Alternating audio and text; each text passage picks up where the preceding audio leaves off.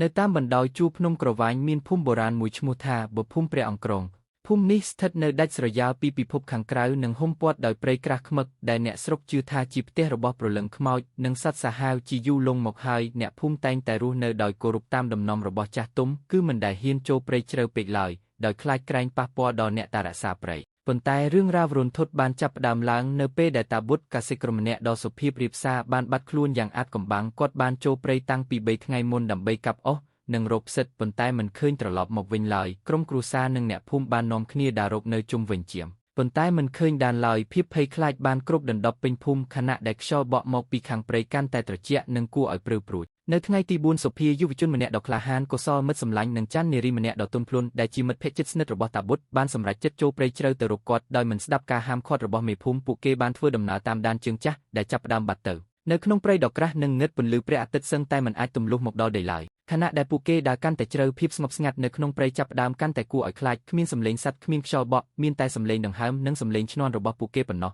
ស្រាប់តែច័ន្ទបានស្រែកឡើងដោយភាពភ័យខ្លាចតើបង្ងឺសម្លេងអីអត់ដូចជាមានគេខ្សឹបហៅឈ្មោះតាបុត្រចឹង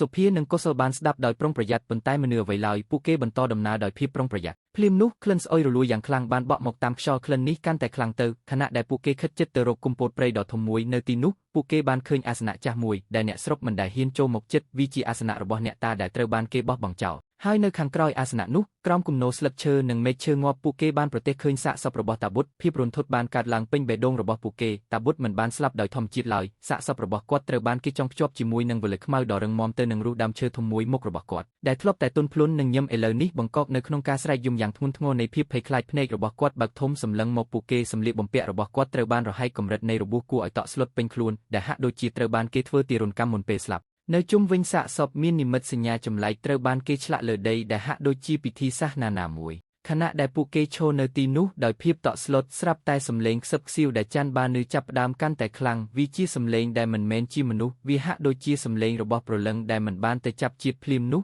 សាកសពរបស់តាបុត្រចាប់ផ្ដើមញ័រតិចហើយបន្ទាប់មកភ្នែកដែលក្លែស៊ីនិងគ្មានជីវិតរបស់គាត់ចាប់ផ្ដើមរមាយឺតមកសម្លឹងមើលសុភាហើយមាត់ដែលបើកចំហរបស់គាត់ស្រាប់តែបញ្ចេញសំឡេងវ៉ាររន្ធត់មួយពួកគេទាំង3នាក់បានរត់យ៉ាងលឿនចេញពីកន្លែងនោះត្រឡប់ទៅភូមិវិញទាំងភាពភ័យខ្លាចនិងស្រក់ទឹកភ្នែកពួកគេបានប្រាប់រឿងរ៉ាវដល់អ្នកភូមិប៉ុន្តែគ្មាននរណាម្នាក់ហ៊ានចូលព្រៃដើម្បី retrieval សាកសពឡើយតាបុត្រត្រូវបានគេបោះបង់ចោលនៅក្នុងព្រៃនោះដោយគ្មានការបញ្ចុះសពត្រឹមត្រូវហើយចាប់ពីពេលនោះមកនៅពេលដែលខ្យល់បក់មកពីខាងព្រៃអ្នកភូមិតែងតែសំឡេងខ្សឹបខ្សៀវរន្ធត់ដែលហៅឈ្មោះតាបុត្រហើយពួកគេដឹងថាព្រៃអាក្រក់នៅតែមើលពួកគេពីភាពងឹត